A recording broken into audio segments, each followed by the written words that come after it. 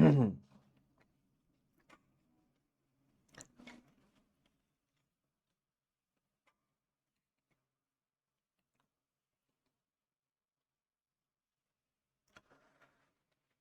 everybody, I hope you are doing really great. My dear friends, good evening to you all.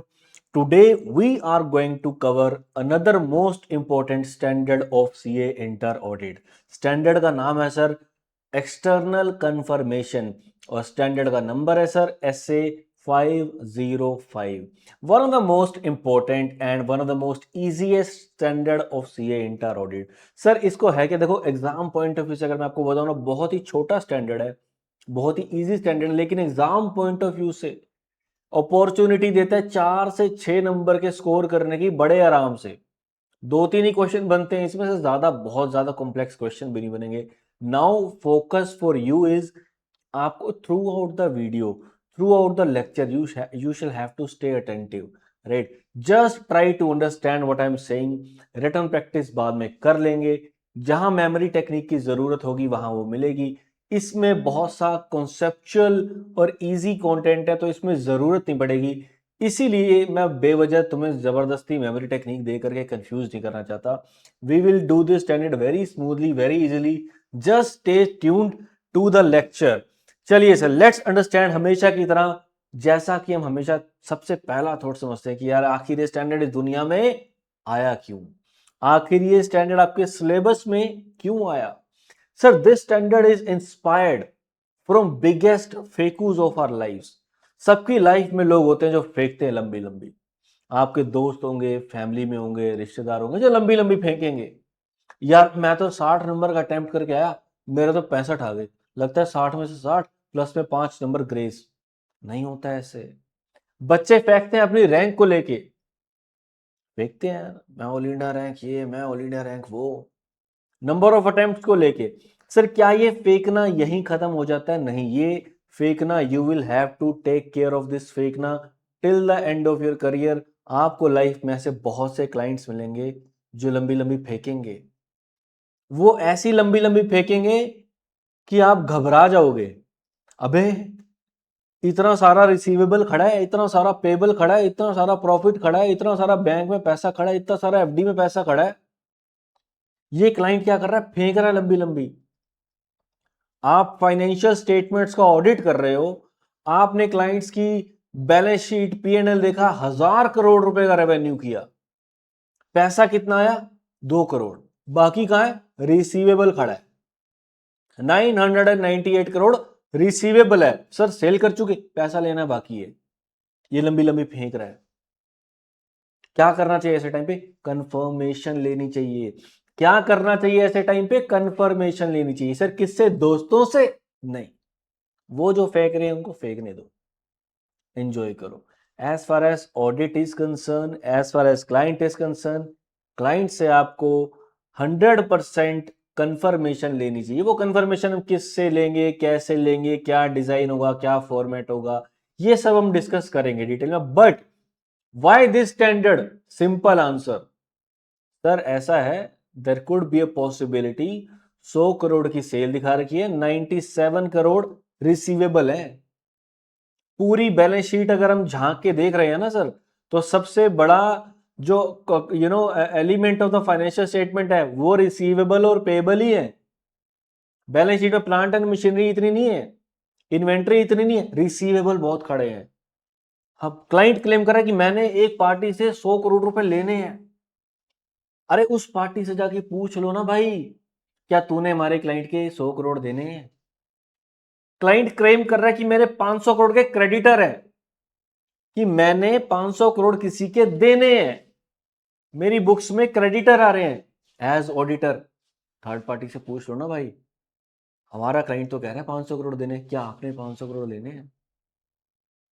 Client claim कर रहा है कि मैंने एक स्पेसिफिक बैंक के अंदर 150 करोड़ की एफडी करा रखी है, ये मेरी एसेट्स है, मेरी इन्वेस्टमेंट्स है, लिक्विड एसेट्स है मेरी ये। बैंक से पूछ लो ना यार जाके, HDFC से चिट्ठी लिखो उसको। हमारा क्लाइंट कह रहा है यार कि आपके बैंक में क्लाइंट की 150 करोड़ की एफडी है, बैंक भी जरा अपना रिकॉर्ड चेक करके बता दे। क्या आपके बैंक में हमारे क्लाइंट की 150 करोड़ की एफडी एग्जिस्ट करती है कि नहीं करती? ये इसको क्या कहते हैं प्रोसेस को? जब ऑडिटर डायरेक्टली थर्ड पार्टी से कम्युनिकेट करता है, कंफर्मिंग पार्टी से कम्युनिकेट करता है रिटर्न में। किस लिए? To confirm certain balances, to confirm certain terms of agreement. कुछ भी कंफर्म करना हो यार, कुछ भी कंफर्म करना हो सकता है। हमें किसी एग्रीमेंट की टर्म्स में कंफ्यूजन हो सकती है, किसी अकाउंट बैलेंस में कंफ्यूजन हो सकती है, हम कुछ भी पूछ सकते हैं। क्या है ऑडिटर के पास पावर होनी चाहिए? बिल्कुल होनी चाहिए। As I said, third parties के नाम पे पैसा देना खड़ा है, पैसा लेना खड़ा है, इन्वेस्टमेंट्स खड़ी हैं, पूरे बैलेंस शीट में बहुत इंपॉर्टेंट रोल प्ले करती हैं। इस वजह से सीए इंस्टीट्यूट को समझ में आया कि यार this is an important audit procedure. इसके लिए उन्होंने स्पेसिफिक एक्सटर्नल कंफर्मेशन नाम का स्टैंडर्ड बना दिया, जिसका नंबर है SA 505, जो स्पेसिफिकली बोलता है कि ऑडिटर के पास ये पावर है।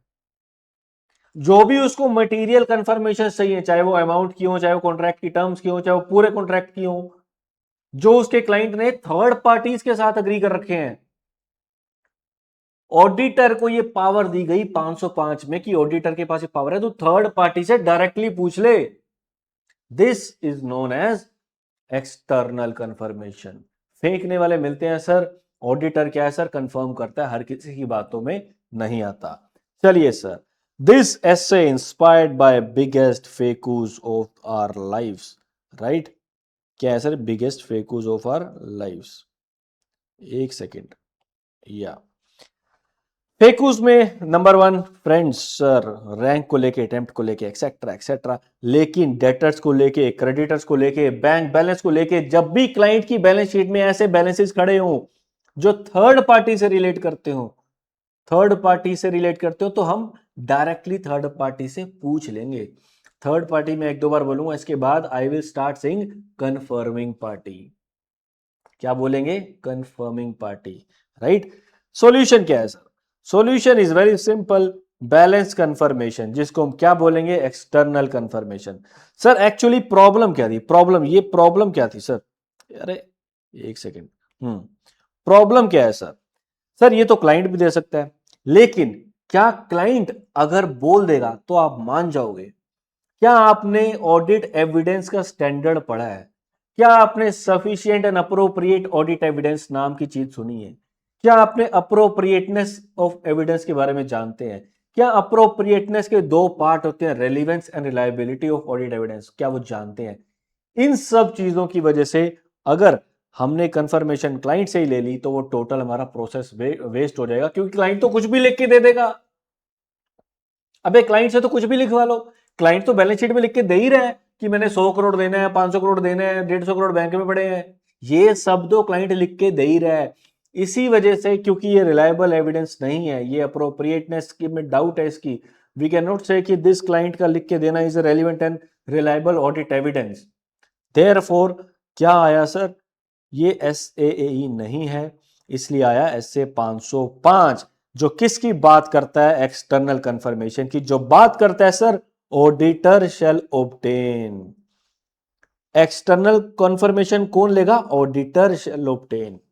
सर कैसे? As a direct return response. Direct मतलब पार्टी सीधा मुझे भेजेगी मेरे ऑफिस के अंदर। ऐसा नहीं है पार्टी क्लाइंट को भेज रहा है, client PDF to word convert करके उसको एडिट करके झूठे फिगर्स डाल के फिर PDF कन्वर्ट करके फिर मुझे भेज रहा है ना। डायरेक्ट क्लाइंट ने क्लेम किया HDFC बैंक के अंदर 150 करोड़ का बैलेंस खड़ा है, HDFC को चिट्ठी लिख दी हमने, बता भाई इस क्लाइंट का ये अकाउंट नंबर है, IFSC कोड है, ये पिन कोड है, ये एड्रेस है, नाम है, बता 150 करोड़ खड़ा है कि नहीं खड़ा। HDFC बैंक एज ऑडिटर मुझे डायरेक्टली बताएगा कि यार 150 करोड़ खड़ा है, या मे बी 150 करोड़ नहीं खड़ा, या मे बी 140 करोड़ खड़ा है। जो भी उसका जवाब होगा वो बताएगा कौन? लेकिन थर्ड पार्टी, यानी कि कंफर्मिंग पार्टी, यानी कि HDFC बैंक, राइट? कौन ऑब्टेन करेगा? Auditor shall obtain. कैसे सर? डायरेक्टली। इनडायरेक्टली नहीं boss, directly is the main word. क्या ओरल या रिटर्न? रिटर्न। अबे रिटर्न, ओरल नाम का ऑडिट में कुछ नहीं है। ओरल नाम का ऑडिट की बहुत एक बड़ी वो है से, the work which is not documented is considered as work not done. भाई जो लिखित में नहीं है ना, तुम समझो तुमने नहीं किया, एज सिंपल एज दैट। चलिए सर, ऑडिटर शैल ऑब्टेन, कौन ऑब्टेन करेगा? ऑडिटर। कैसे करेगा सर? डायरेक्टली करेगा। Oral return, return sir. किससे ऑब्टेन करेगा? From the third party. Third party, third party बहुत बोलिए। Now we will start saying confirming party, right? कैसे सर? इन पेपर फॉर्म और इलेक्ट्रॉनिक फॉर्म, जैसा भी सूटेबल हो। चिट्ठी लिखनी है चिट्ठी लिखो, मेल करनी है मेल करो, जो आपको सूटेबल लगे वो करो, राइट?